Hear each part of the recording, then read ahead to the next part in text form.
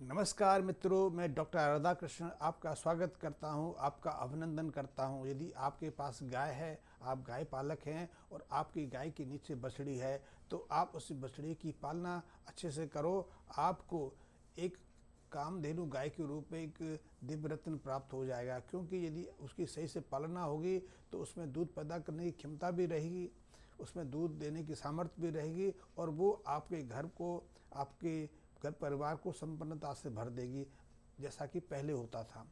लेकिन यदि आपके पास दूध देने वाली गाय है तो उसकी दूध की वृद्धि भी कर सकते हैं। लेकिन सामान्यतः देखा गया है कि जो लोग आजकल जर्सी गाय पालते हैं, होल्स्टीन गाय पालते हैं, एचएफ गायों का पालन करते हैं, इन गायों का ना तो जीवन काल ज़्यादा लंबा है, ये 3-4 साल से ज़्यादा जिंदा नहीं रहती हैं।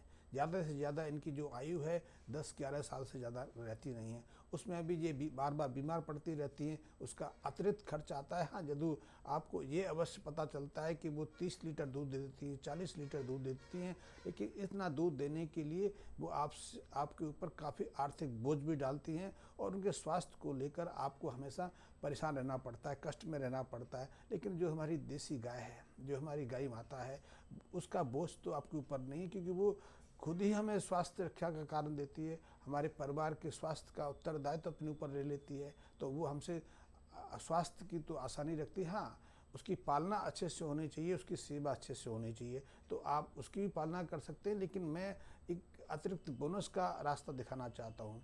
वो रास्ता ये है कि जो उसकी बछिया है, जो अभी छोटी है, चाहे वो 1 महीने की है, 15 दिन की है या 1.5 महीने की है, तो उसकी पालना पर आप अभी से ध्यान देना शुरू कर दीजिए। वैसे तो हमें पालना पर अच्छी बछड़ी तैयार करने के लिए, एक बछड़ी को उदाहरणीय रूप देने के लिए, तो उसकी तैयारी तो हमें तभी करनी चाहिए थी जब वो गर्भ में थी। गर्भ में जो गर्भाधान की जो प्रक्रिया है, उसमें ही हम उसकी एक शारीरिक विकास की प्रक्रिया शुरू कर देते हैं, जैसे कि हम अपने घर में करते हैं। या हमारे घर में कोई माँ, बहन, बेटी गर्भ धारण करती है तो उसको हम विशेष आहार देना शुरू कर देते हैं, विशेष न्यूट्रिशन तत्व देना शुरू करते हैं, ताकि उसको, उसके गर्भ में पले बच्चे को अतिरिक्त पोषक तत्व प्राप्त हो सकते हैं, उसका शारीरिक और मानसिक विकास बहुत अच्छे से हो सके, उसकी शारीरिक रक्षा हो सके।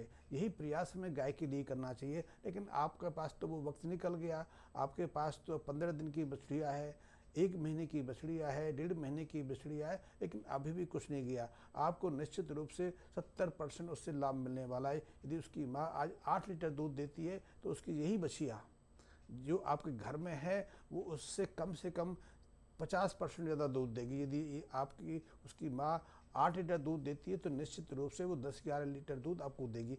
दूध देगी नहीं, पर्याप्त अवधि तक देगी, क्योंकि आपकी जो गाय है, हो सकता है वो 4-5 महीने के बाद कम दूध पे आ जाए, आधे दूध पे आ जाए, लेकिन यही बछिया जब आपके घर में ब्याएगी तो निश्चित रूप से ये 8 से 9 महीने अच्छी मात्रा में दूध देगी और आप अपनी माँ से ज़्यादा बढ़ के बनेगी। तो उसके लिए करना क्या है? करना ये है कि यदि वो 15 दिन की हो गई है तो पहली बार उसको डिवार्मिंग करा दें, उसके पेट में जो कीड़े हैं उनको, पेट के कीड़ों की सफाई के लिए उसको दवा दे दें।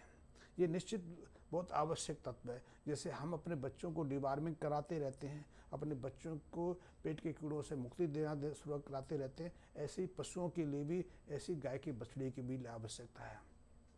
वैसे इसके लिए कुछ घरेलू उपाय कर सकते हैं, लेकिन घरेलू उपाय करने से पहले जो हमारे पास दवा है उनका प्रयोग करना आवश्यक है।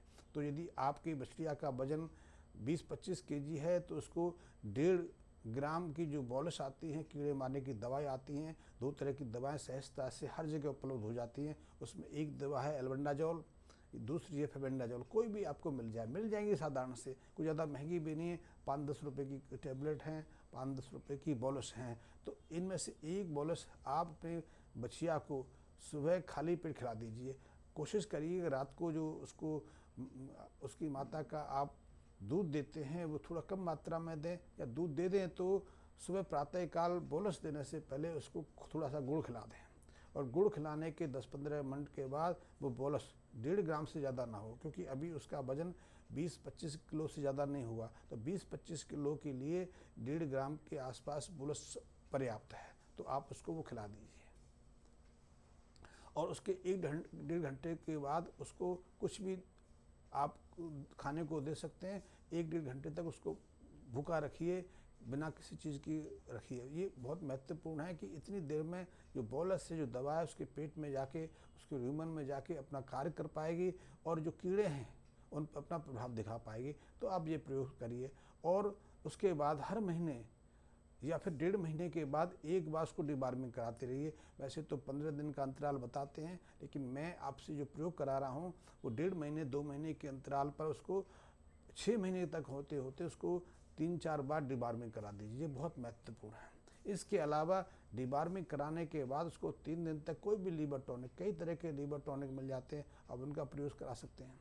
वो भी बहुत महत्वपूर्ण है क्योंकि जितनी भी रसायन आधारित दवाएं आप देते हैं उनका कुछ ना कुछ प्रभाव शरीर पर या शारीरिक अंगों पर पड़ता ही है। तो वो उसके ऊपर दुष्प्रभाव ना पड़े, तो उसके लिए एक प्रयोग है कि हम ऐसे बच्चियों को जिनको हम कीड़े मारने की दवा प्रयोग करा रहे हैं, ऐसे पशु जिनको कीड़े मारने की दवा दे रहे हैं, उसके बाद उनको 3 से 7 दिन तक हम लीवर टॉनिक प्रयोग कराते हैं। कई तरह के लीवर टॉनिक मिल जाते हैं, वैसे इनका उल्लेख मैंने अपने पिछले वीडियो में भी किया है। तो ये दूसरा प्रयोग है। पहले आपने डिबार्मिंग करानी है, उसके दूसरे दिन से उसको लीवर टॉनिक देना है और उसके साथ में जो माँ का दूध लेती है वो दूध देना है। और 15-20 दिन के बाद तो आजकल काप स्टार्टर भी शुरू करा देते हैं, तो वो भी शुरू करा सकते हैं। हाँ, इनके साथ एक चीज़ बहुत विशेषता है जिसका हमारा प्रयोग है, हमारे पास अनुभव है और अनुभव हमारे लिए बहुत महत्वपूर्ण है, बहुत ही प्रभावशाली है कि अपनी बच्चिया को आप ग्रोथ प्रमोटर, वैसे मैं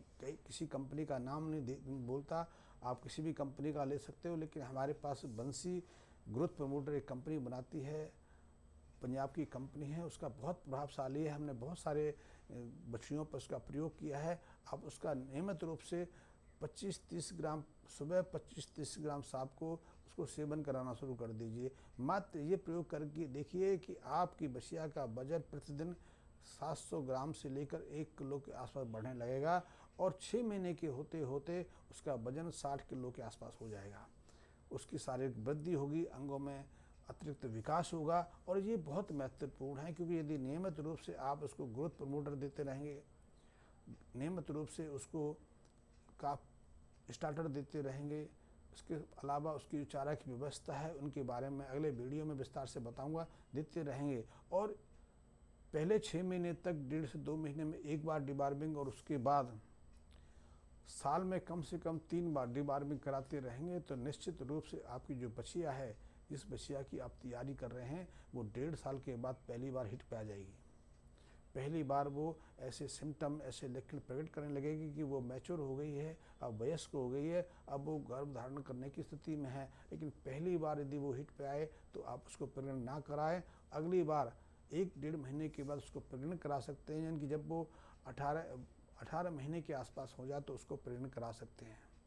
और फिर देखिए जब वो बच्चा देगी, जब वो प्रसव की प्रक्रिया से बाहर आएगी तो देखेंगे कि आपकी बाल्टी है आपकी उसकी माँ की तुलना में करीब 1.5 गुना ज़्यादा बढ़ेगी, क्योंकि उसके अंदर जो शारीरिक विकास की स्थिति है अब अपनी चरमो स्थिति में प्राप्त कर सके। ये तो आपके पास जो गाय है उसके बारे में कर रहा हूँ, मैं कोई विशेष गाय के बारे में नहीं कर रहा, ना कोई शाहीवाल की बात कर रहा हूँ, ना गिर की बात कर रहा हूँ, ना थारपारकर की बात कर रहा हूँ, ना कॉकरेज की बात कर रहा हूँ। मैं कोई भी गाय जो आपके पास देसी है, जिसे हम निकृष्ट मानते हैं, जो हम बोझ मानते हैं, आप उन पर प्रयोग करके देखिए। और फिर आप 3 महीने के बाद, 1.5 साल के बाद, 3 महीने तो शुरू करेंगे ही करेंगे, आपको कम से कम इस प्रयास में 1.5 साल, 1.25-2 साल का समय लगेगा। लेकिन आपको जो भी परिणाम हो उसे सूचित करें, निश्चित रूप से आशानुकूल परिणाम होगा और गाय की सेवा में आपका मन लगेगा, क्योंकि अब वो आपके ऊपर आर्थिक रूप से बोझ नहीं रहेगी। धन्यवाद मित्रों।